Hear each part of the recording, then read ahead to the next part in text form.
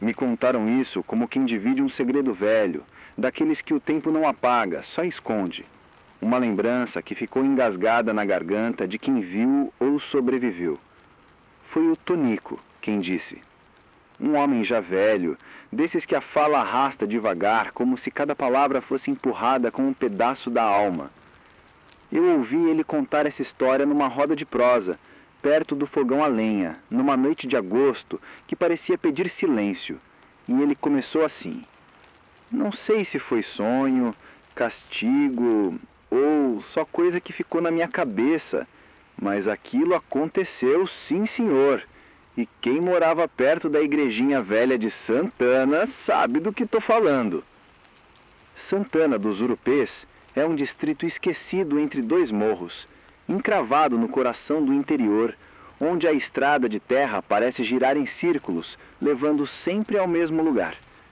É daqueles lugares onde o tempo caminha devagar e a noite chega antes da hora. As casas, com madeira gasta e janelas trancadas, pareciam carregar o peso de gerações inteiras de silêncio. E no alto do morro mais alto tinha a igrejinha, pequena, torta, feita de taipa e vigas antigas. Era dedicada a Santana, padroeira das avós e dos esquecidos. Mas o que mais chamava a atenção era o sino. Enorme, pesado, um exagero para o tamanho da torre. Segundo diziam, tinha sido forjado no século XIX, com prata fundida de cálices antigos e uma inscrição enferrujada, quase apagada. Ad perpetuum memoria, para eterna lembrança. Acontece que o sino já não tocava, pelo menos não deveria. Pararam com ele nos anos 60, depois que o padre Clemente sumiu do mapa. Literalmente.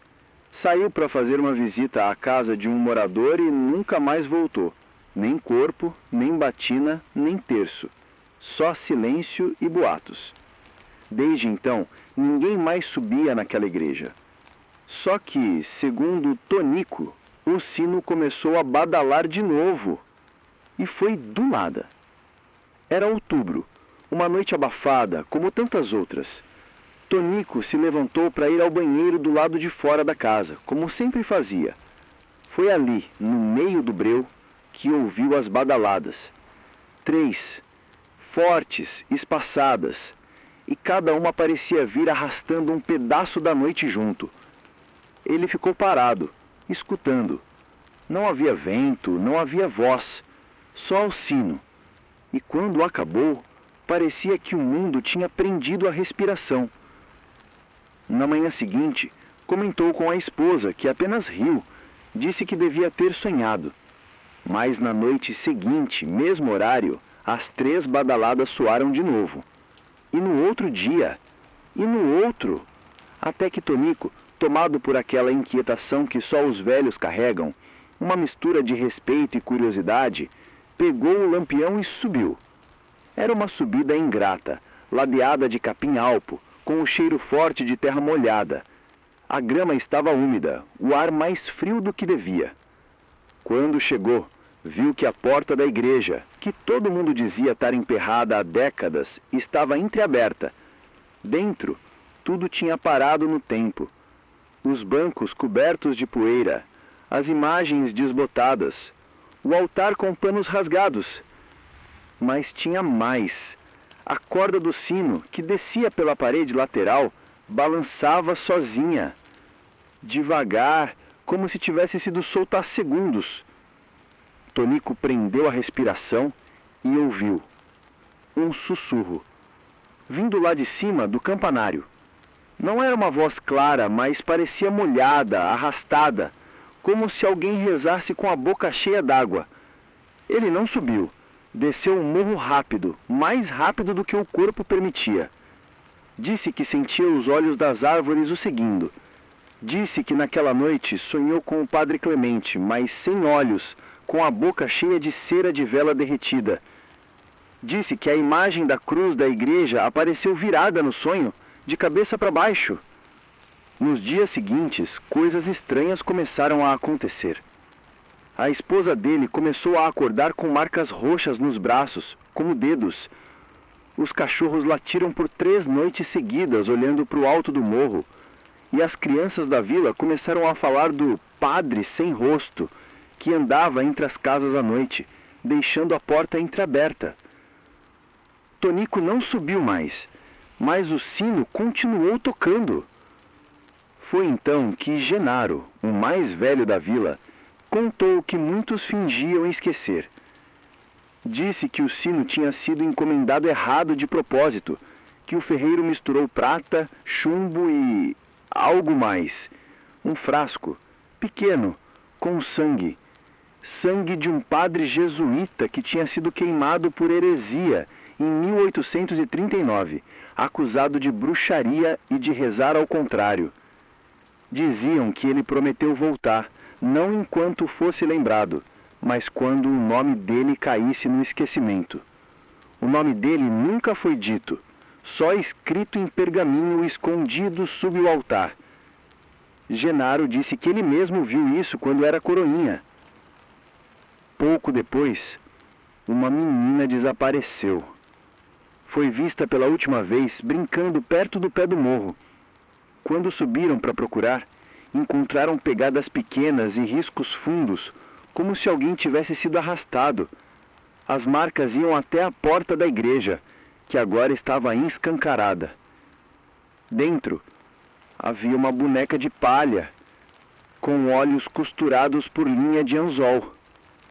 Depois disso, Tonico vendeu tudo. Foi embora de madrugada, sem avisar.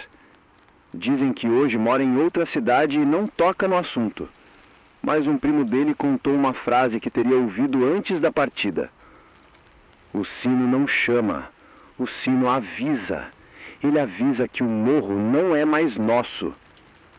Desde então, todo mês, no mesmo dia e na mesma hora, alguém ouve 3 badaladas vindas do alto do morro, mesmo sem vento, mesmo com a igreja trancada, mesmo quando não há ninguém lá.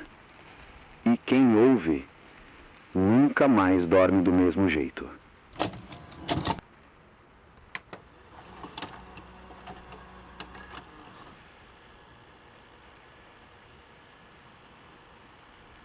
Dizem que a fé move montanhas, mas no interior do sertão ela também amarra destino, esconde segredos e faz o tempo parar. E se tem uma coisa que nunca faltou nas vilas pequenas, entre os casebres afastados e os caminhos de terra batida, foi superstição. Quem me contou essa história foi minha tia-avó Sebastiana, mais conhecida como Tiana das Folhas. Morava num sítio quase engolido pela mata, perto do leito do Rio Negro, aquele que corre espremido entre pedras escuras e some de repente embaixo da terra. O que vou relatar aqui, segundo ela, começou numa sexta-feira da paixão, dessas onde o céu pesa, o vento não sopra e os passarinhos se calam. Tiana falava de uma mulher que viveu na beira do Rio Negro, uma benzedeira de mão cheia, dessas que sabiam rezar contra quebranto, olhado, cobreiro e até coisa pior. Chamavam-na apenas de Dona Lúcia, mas ninguém sabia seu sobrenome nem de onde viera. Diziam que apareceu por ali com uma trouxa nas costas e um olho levemente torto, daqueles que parecem enxergar algo além do visível.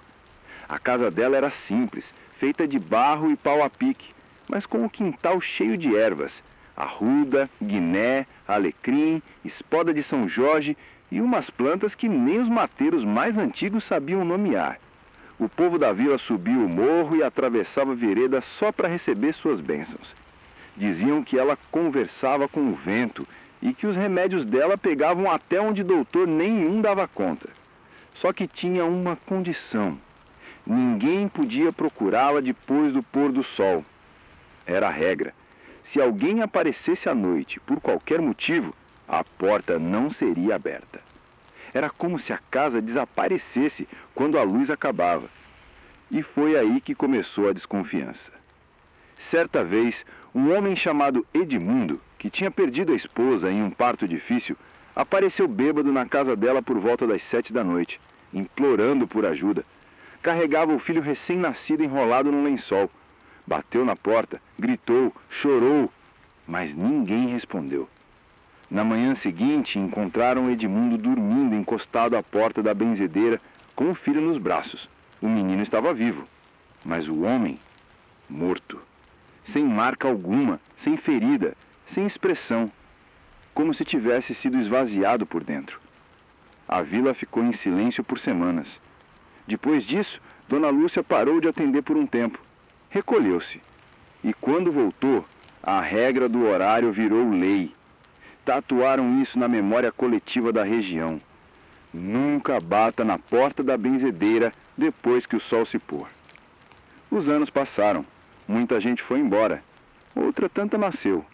E Dona Lúcia, velha, continuava lá. Mas a cada ano parecia mais parada, mais distante. Alguns diziam que ela não andava mais. Outros juravam que a viam nas noites de lua nova, caminhando descalça até o meio do rio, sussurrando palavras em uma língua que ninguém reconhecia. Foi em 1994 que aconteceu o mais estranho. Uma menina de 13 anos, filha do padeiro da vila, começou a apresentar um comportamento esquisito. Primeiro parou de falar, depois passou a andar de costas pela casa. À noite, cantava cantigas de niná em latim, mesmo nunca tendo aprendido. A mãe, desesperada, procurou ajuda com padres, médicos e até um pastor que veio de ônibus da cidade vizinha. Nada adiantava. Foi aí que alguém sugeriu: levem-na para Dona Lúcia. Mas havia um problema. A menina só apresentava os centenhos depois do pôr do sol. Durante o dia era quase normal. Fraca, sim, mas lúcida. Bastava o sol sumir que tudo mudava. A mãe, mesmo sabendo da regra, resolveu ir assim mesmo. Chegou no portão da benzedeira já de noite, com a menina nos ombros. Bateu, chamou, suplicou e a porta se abriu. Dona Lúcia estava lá, parada, com os olhos fundos, vestida de branco, como sempre. Não disse nada, apenas olhou para a menina e fez um gesto com a mão.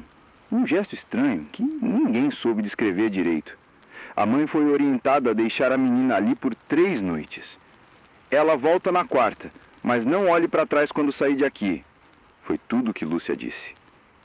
3 noites se passaram. A vila dormia inquieta. Cães latiram para o vazio, o sino da capela tocou sozinho na madrugada e uma névoa densa desceu do morro como nunca antes. Na 4ª manhã, a menina apareceu na beira do rio. Sã, mas com os olhos diferentes, como se estivesse vendo mais do que devia. A mãe correu ao seu encontro. Perguntou o que aconteceu. A menina só disse: ela me costurou de volta. A partir dali, a vila passou a ter medo, mas também mais respeito. Ninguém mais questionava a benzedeira, ninguém se aproximava à noite, e as histórias sobre ela só aumentavam.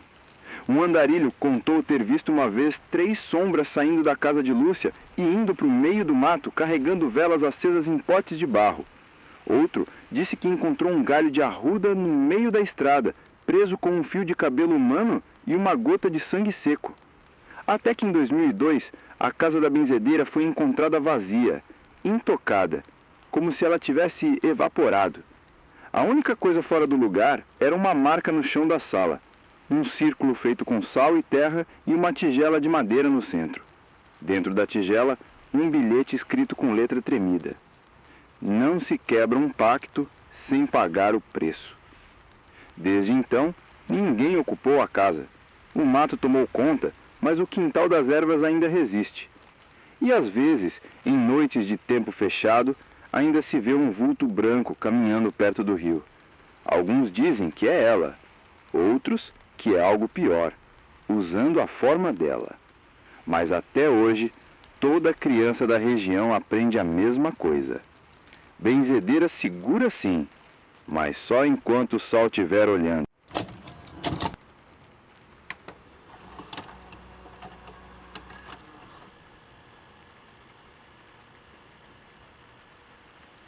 Lá para as bandas do interior de Minas Gerais, existe uma estrada que todo mundo evita depois do anoitecer. Fica entre 2 serras baixas, cercada por eucaliptos tortos e trilhas que levam a lugar nenhum. O nome oficial é Estrada Vicinal 38, mas ninguém chama assim. Para o povo dali, é simplesmente a Pedra Quebrada, por causa de uma formação rochosa no meio do caminho, rachada ao meio como se tivesse sido golpeada com força descomunal. Essa história que vou contar foi passada por um homem chamado Mauro, caminhoneiro aposentado que trabalhou mais de 30 anos transportando leite entre fazendas. Ele jurava de pé junto que o que vive naquela estrada não é coisa deste mundo. E quando contava, sua voz sempre baixava, como se temesse que algo pudesse escutar. Segundo ele, tudo começou numa noite de lua cheia, em 1997. Chovia fino, e Mauro já estava atrasado para descarregar os galões numa cooperativa da cidade vizinha. Por conta disso, resolveu cortar caminho pela Pedra Quebrada, mesmo sabendo dos causos que rondavam a região. Sempre disseram que ali era lugar de maldição, onde alguns viam olhos no mato ou ouviam uivos que vinham debaixo da terra. Mauro, teimoso, riu de tudo aquilo. Estava cansado, com dor nas costas, e tudo o que queria era chegar logo. Mas ao entrar na estrada, notou algo estranho. O som do motor parecia abafado, como se o ar ficasse mais pesado. Os faróis iluminavam o caminho, mas havia uma névoa baixa, que surgia do nada e dançava entre as árvores. No quilômetro 4 da estrada, existe uma capelinha de pedra, abandonada. Mauro dizia que sempre fazia o sinal da cruz ao passar por ali, por costume, mas naquela noite esqueceu.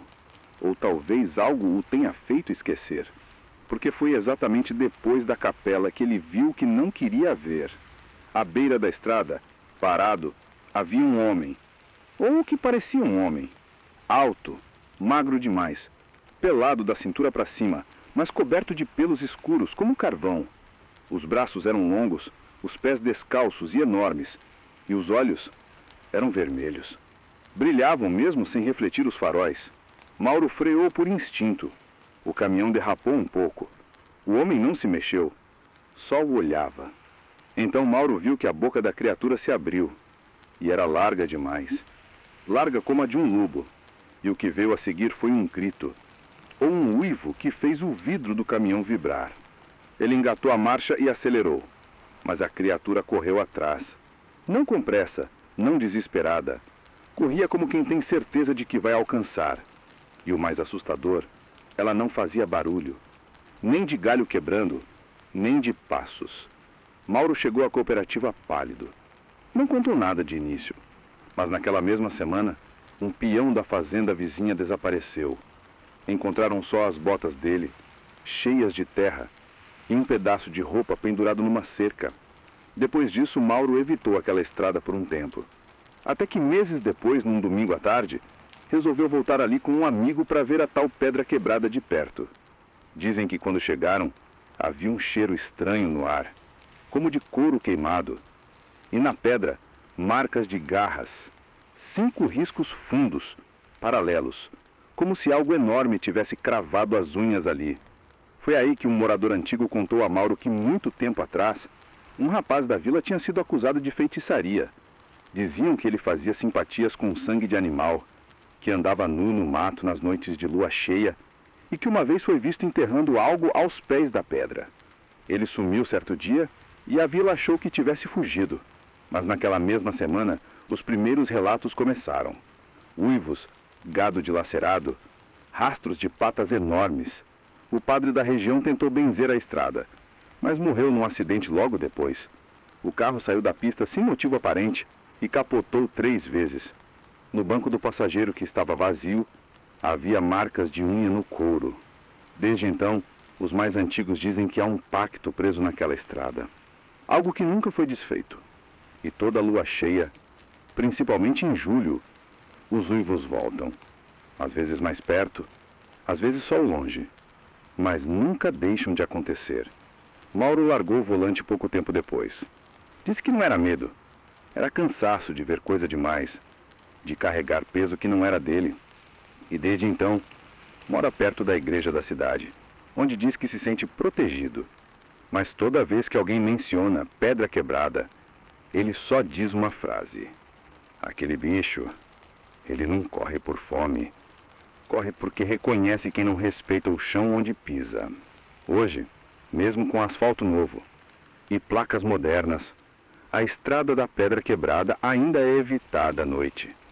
E quem passa por lá de dia Garante ver pegadas fundas na beira do barranco, como se um animal muito grande tivesse andado por ali na madrugada.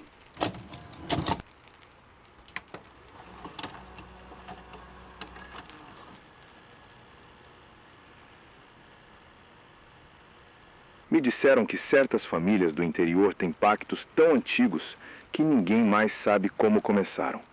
Só sabem que não podem ser quebrados. E quando são, algo volta. Esse caos veio de um senhor chamado Juvenal, de voz trêmula, mãos manchadas pelo tempo e olhos que evitavam o fim da estrada. Jurava que era tudo verdade. E quem somos nós para duvidar de quem ainda mora onde a noite é mais escura que o breu? Segundo Juvenal, tudo começou quando seu irmão mais novo, Zeca, resolveu reformar a casa da avó que tinha morrido fazia uns 4 meses. A casa era velha, de madeira escurecida, janelas com tramelas tortas e telhado que gemia com o vento. Ficava num descampado, com o mato já querendo tomar conta. O problema é que, segundo a família, ninguém podia dormir lá antes do 3º dia depois de um velório. Isso era regra, desde os tempos da bisavó. A casa precisa esvaziar o espírito, diziam. Zeca achava isso bobagem, queria economizar hospedagem e já foi logo ficando lá na primeira noite. Na primeira madrugada, por volta das 3 da manhã, ele acordou com um barulho. Passos, mas não de gente andando normal.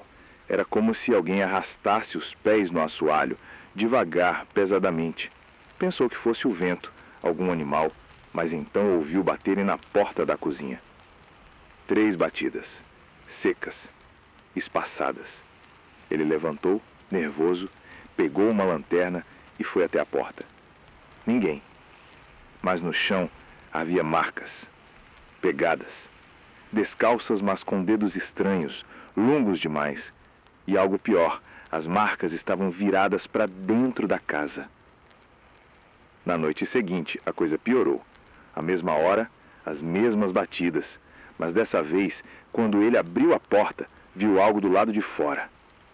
Uma figura, parada entre o mato e a cerca, de branco, estática, o rosto coberto por um véu fino.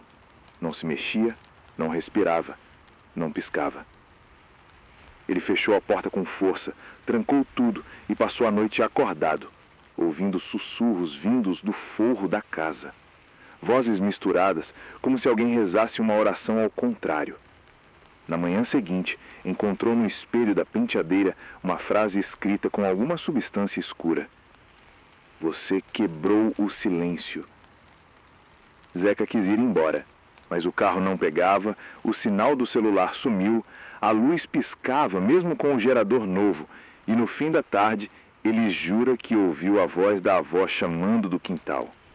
Zeca, me ajuda a entrar, meu filho. Só que a avó já estava morta. Na 3ª noite, ele decidiu resistir.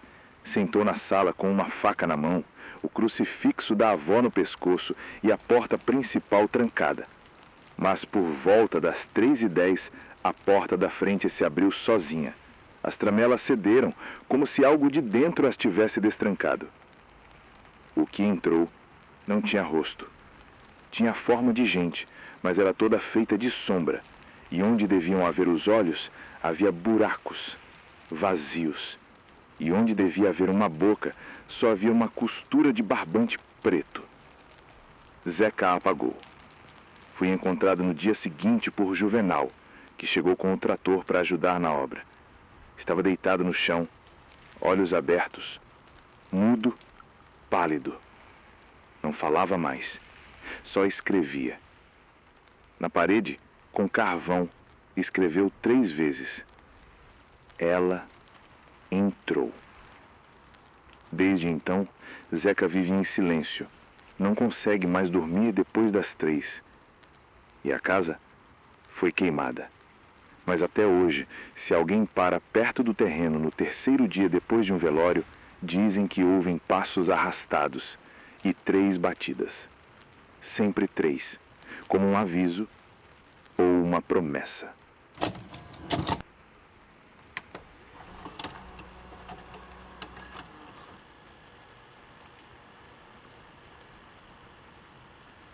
Essa história não é fácil de contar, não por falta de palavras, mas porque há algo nela que faz a pele arrepiar, mesmo sem motivo. É o tipo de relato que deixa um gosto metálico na boca e uma sensação de que alguém está atrás de você, mesmo em plena luz do dia. Quem me passou foi um velho senhor chamado Vicente, ex-tropeiro, daqueles que cruzavam o interior levando mantimentos de lombo de mula. Ele morava num rancho de madeira, isolado de tudo, e só aceitava visitas em noites de lua minguante. Foi numa dessas que ele decidiu me contar o que aconteceu com seu primo, Armando, lá pelos anos 70, nos arredores de São Tomé das Letras. Armando era descrente, zombava de tudo, chamava a rezadeira de charlatã, dizia que alma penada era coisa de quem bebia demais e que qualquer um que falasse de lobisomem ou encantado devia era se tratar. Mas isso mudou numa viagem que ele fez sozinho, tentando cortar caminho por um trecho pouco usado, entre dois morros conhecidos como Morro do Santo e Morro do Esquecido. Essa trilha, segundo os antigos, foi fechada pelos próprios moradores décadas atrás, depois de uma série de desaparecimentos. Mas Armando, teimoso como era, resolveu seguir por lá com um jipe velho para ganhar umas horas de estrada. A primeira coisa estranha foi o tempo. Assim que entrou na trilha, o céu fechou como se tivesse escurecido horas antes do normal. O relógio dele congelou às 14 horas e 13 minutos. O rádio do carro só emitia um chiado, baixo, contínuo, que lembrava sussurros. Mas o que fez ele parar o jipe foi um vulto. Não era um animal, nem uma pessoa. Era algo que caminhava torto, com os membros compridos demais, os joelhos dobrando para o lado errado. Mas não era isso que aterrorizou Armando. Foi o rosto, ou a ausência dele. Onde deviam haver olhos, nariz e boca, havia apenas uma superfície lisa, como cera derretida. Armando deu ré, tentou fugir, mas o jipe não respondia. Os botões não funcionavam. E aí, percebeu que estava sozinho.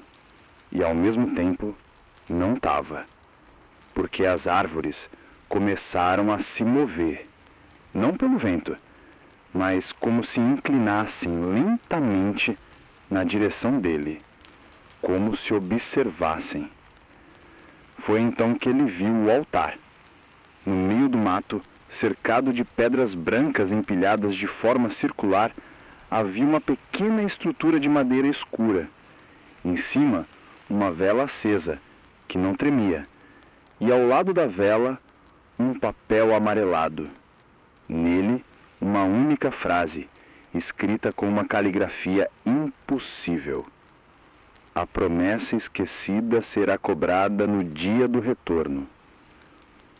Ele não entendeu, mas algo dentro dele, algo primitivo, instintivo, o obrigou a ajoelhar ali mesmo. Diz ele que sua cabeça girava, mas não de tontura. Era como se alguém estivesse tentando empurrar lembranças falsas em sua mente. Viu imagens que não reconhecia, uma mulher chorando, um campo florido, um pacto feito com as mãos entrelaçadas sobre uma cruz de ferro.